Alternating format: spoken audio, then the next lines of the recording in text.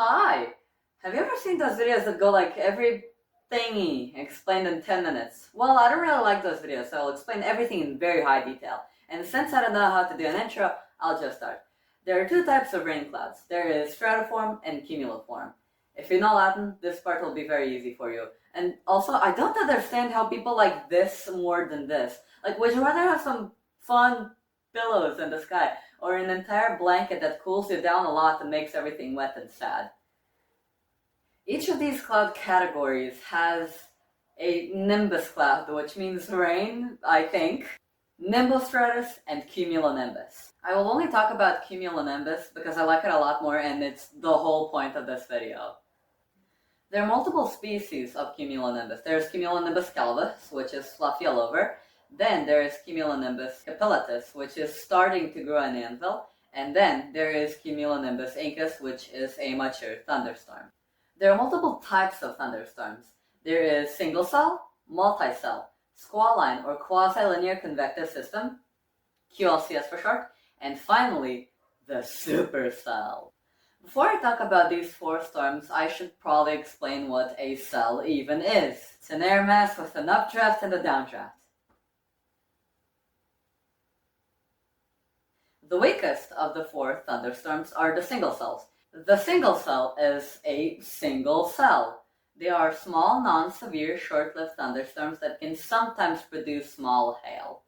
They aren't delta, and because of that, as the updraft is updrafting, the downdraft forms in it, stopping the updraft, killing the storm. They normally last about half an hour to an hour. The single cell starts out as a cumulus field, which then becomes something known as towering cumulus, and that means we have an updraft. Once rain starts falling, we have a thunderstorm, or well, the first form of a thunderstorm, cumulonimbus calvus. After it keeps rising, its top starts to flatten out, making the storm a cumulonimbus capillatus. After this happens for a while, the storm becomes something known as an anvil cloud, or a cumulonimbus incus, which again is a mature thunderstorm. But why does it look like this? Why does it look like an anvil? Well, this flat part is actually called the anvil, and it looks like that because as the storm is rising, it hits the tropopause, flattening it out.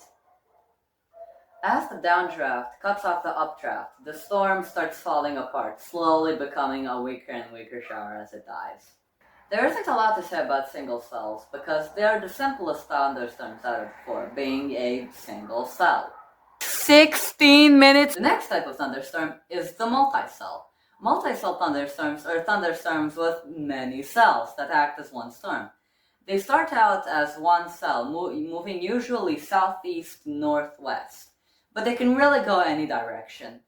As the cell matures, another one forms behind it, while the first cell's downdraft forms a gust front, which is similar to a cold front, but much smaller and formed by the thunderstorm, sometimes creating a small shelf cloud or a roll cloud. As the second cell matures, another one forms behind it, and so on. They can last hours and sometimes even a day. But eventually, cells stop forming behind the other ones and the storm dies, leaving behind a giant anvil. Since they stay over one place for a long time, they can drop a lot of rain on that place. And their gust fronts can create some strong wind, and by that I mean like 20 to 30 miles per hour, or 30 to 50 kilometers per hour for normal people. I'm one of them. The imperial system fucking sucks. The metric system is so simple and useful. A kilometer is 1,000 meters, which is 100 centimeters or 1,000 millimeters. Everything is times 10. What do you mean when you say that a mile is 5,280 feet, and then with a straight face tell me that you use that every day? I don't like it. That's it. That's the multicell.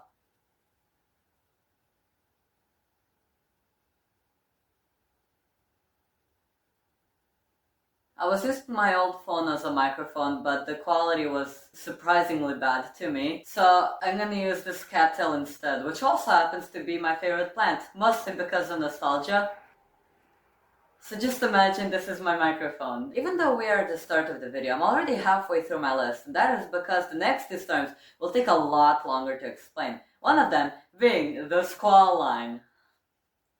Squall lines are giant lines of storms that sometimes stretch thousands of miles. They form on cold fronts, which are moving masses of cooler air on the ground or replacing warmer air, pushing it up, making updrafts, therefore making a giant line of storms. As cold air goes under the warm air, the water vapor can sometimes condense, creating a roll cloud, or more commonly a shelf cloud, which can sometimes be giant. Larger shelf clouds are associated with stronger winds. On radar, they look like thin lines of blue and maybe green. And also on radar, if one part of the squall, or hell, even the entire squall line, bulges out like this, that signifies very strong winds, and it's called the bow echo. And they are caused by the rear inflow jets. That is the rear inflow jet. It is dry, mid-level air coming in at the back of the storm, mixing with the updraft, therefore creating strong straight-line winds. It also aids in creating a stronger cold pool in the downdraft. A cold pool is a pocket of cold, dense air that forms during intense precipitation. Tornadoes aren't a danger in squall lines, but gust tornadoes, mesovortex tornadoes, qlcs tornadoes, and tornadoes from embedded supercells are still possible. Gust tornadoes are spin-ups, usually on the gust front, that don't connect to the cloud base, and they don't last very long. A mesovortex is a small rotational thingy that forms in convective systems, such as squalls, supercells, or a hurricane's eye wall, and sometimes they can produce tornadoes. qlcs tornadoes are tornadoes that form anywhere on the line, and they are very hard to predict. But they are more common in breaks of the line, inflow notches that intensify rotation, and some other thingies. Sometimes even hooks are visible on the radar. Check out this time-lapse I made of a squall line this year. Even though there are a lot of low-level clouds, the approaching anvil is still visible.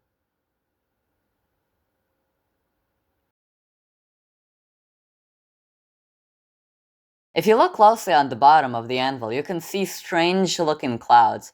Those are mammatus clouds, and they are cellular clouds hanging on the bottom of a cloud, typically the underside of the anvil of a thunderstorm.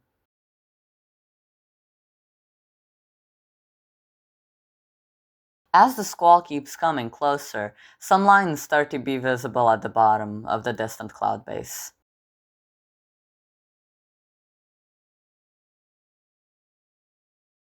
As the storm keeps coming, it becomes clear that it's the shelf cloud, and on it are these lines. They are called striations, and form when the environment in front of a shelf cloud is even a little stable. It's not visible in this time-lapse, so I will show you a video I recorded on my phone. Okay, oh my god, it's so close. It's moving so fast I can see it moving. I think that's dust being kicked up. That's not good. How was I panicking so much? Dude. Okay, I put the camera here, put the tripod there. If I need to run, I will just get on my bike and go away. The white means that I better see my dad immediately coming back. It's so fast. Look at this. An amazing beige shelf cloud with blue glowing striations. I've seen 27 shelf clouds, and I considered this one, which also happens to be my 27th, to be the best I've ever seen. But this blue glow is a bad thing, because it means the storm is filled with hail, which is a bad thing. The thing is fucking coming. As the shelf cloud passes over me, strong winds begin to blow. That's the gust front. This turbulence under the shelf cloud is called the whale's mouth for reasons. And then, a few minutes later, rain starts falling.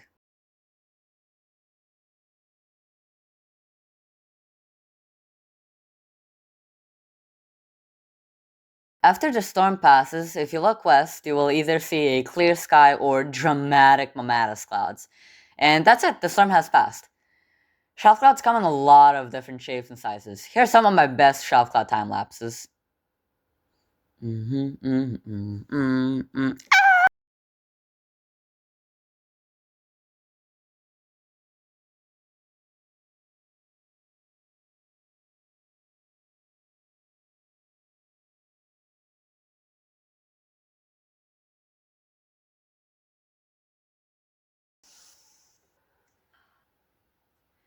What is a derecho? A derecho is a line of storms that has to fill out specific qualifications. And those are sustained winds of at least 58 miles per hour, gusts of at least 75 miles per hour, a damage swath that is at least 250 miles in length and at least 60 miles wide. The storm with the most tornadoes is the December 2021 Midwest derecho with 120 tornadoes. So, congratulations, I guess. The strongest tornado was an EF2, so I don't know. This is the halfway point of the video, but I'm already on the last storm. And that's not because I'll talk about something else after this storm. This entire second half of the video is about this storm. And there's so much shit to say, I don't even know where to begin. That being the supercell. Supercells are technically a kind of single cell, but they are as different as possible. On the intensity spectrum, they are complete opposites. Supercells form in a highly sheared environment, which causes the air to rotate. And when an updraft forms under that spinning air, it tilts it up, making it tilted, which fixes the problem of the downdraft killing the storm, and makes it spin, which causes all sorts of fun things, such as gorilla hail, which is hail that can sometimes be as large as this ball, or damaging straight line winds, and the funnest out of all of those, tornadoes. The defining feature of a supercell is its mesocyclone.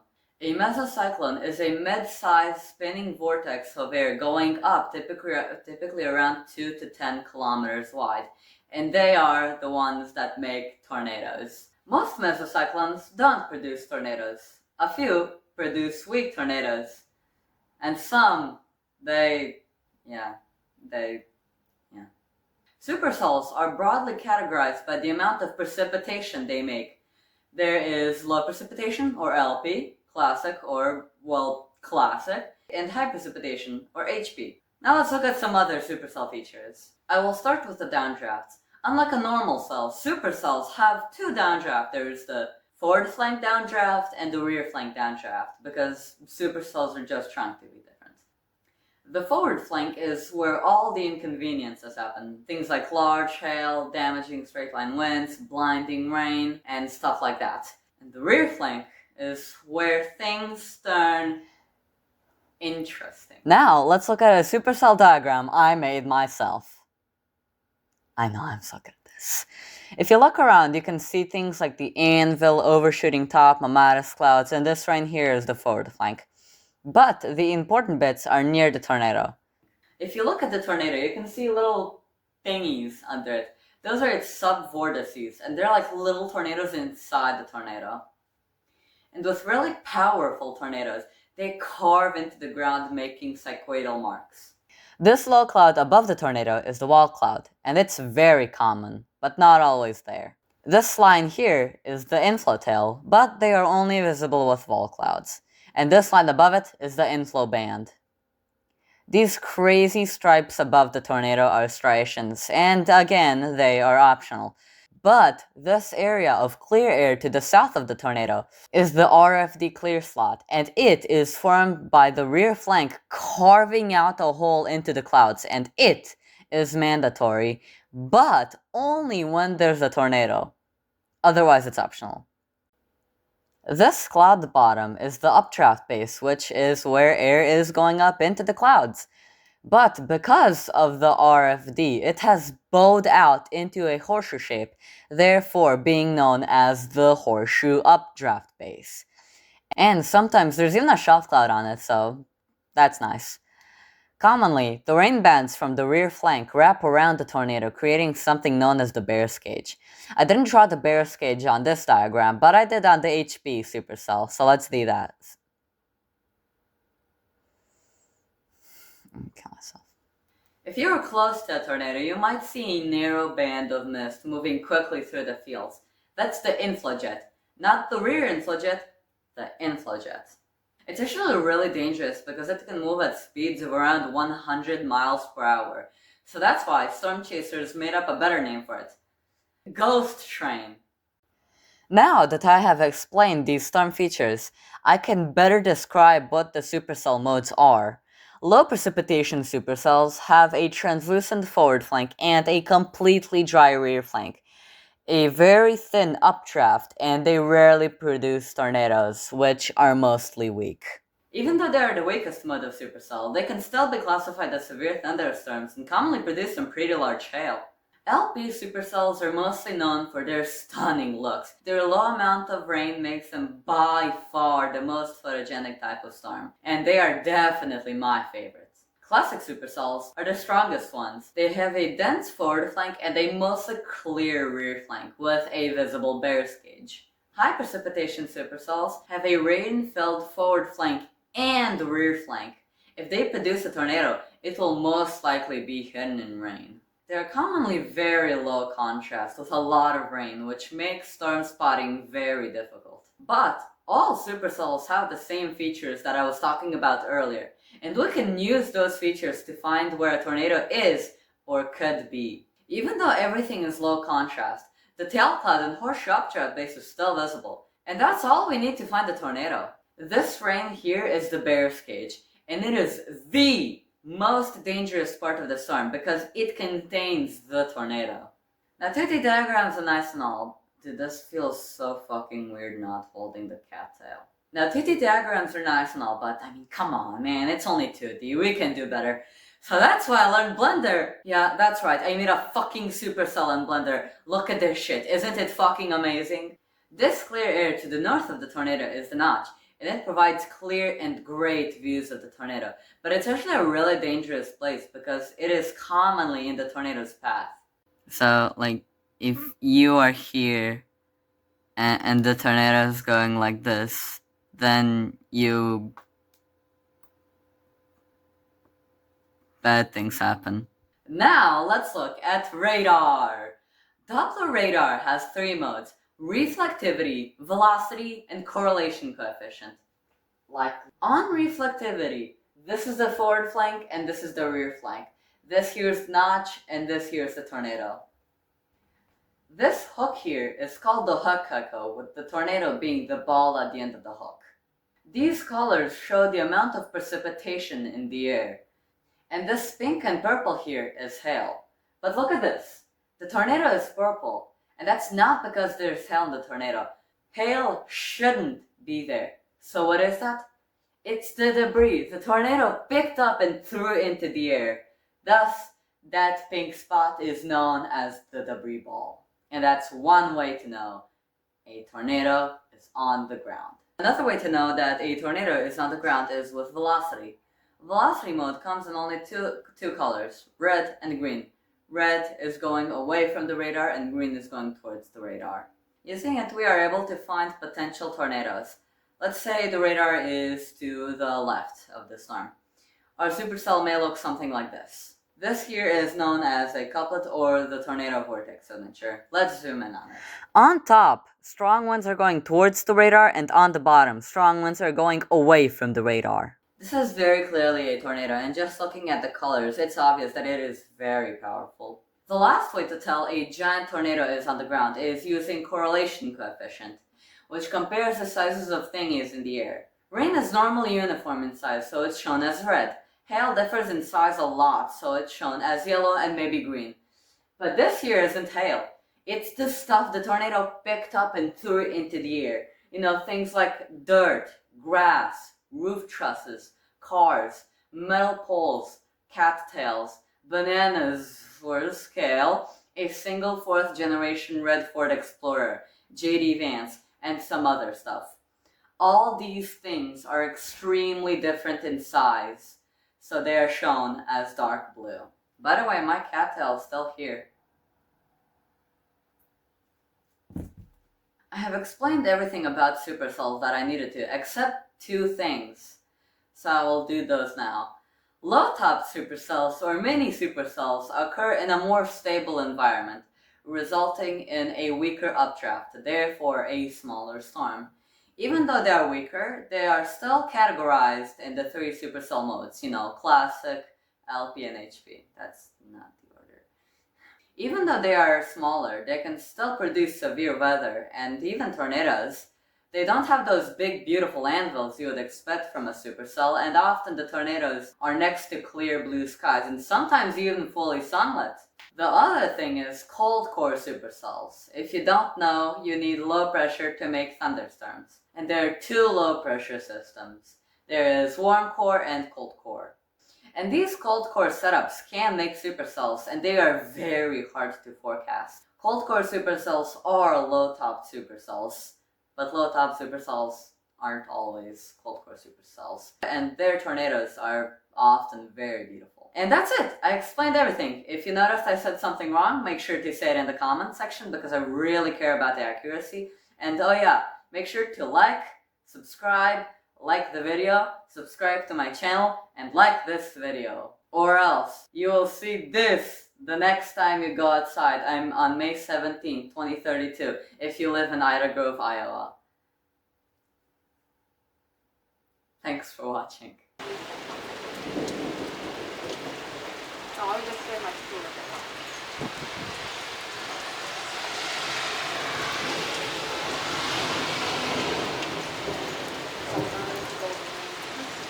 Whoa! Okay, I feel like it's...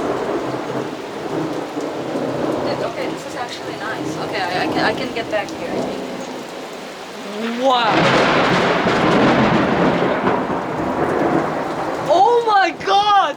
I literally just said that like a few minutes ago it's only a matter of time till one hits like 30 meters away. That was terrifying!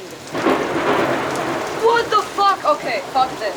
Even now I am starting to get scared. Okay, I'm going inside, fuck this, What the fuck was that? What the fuck was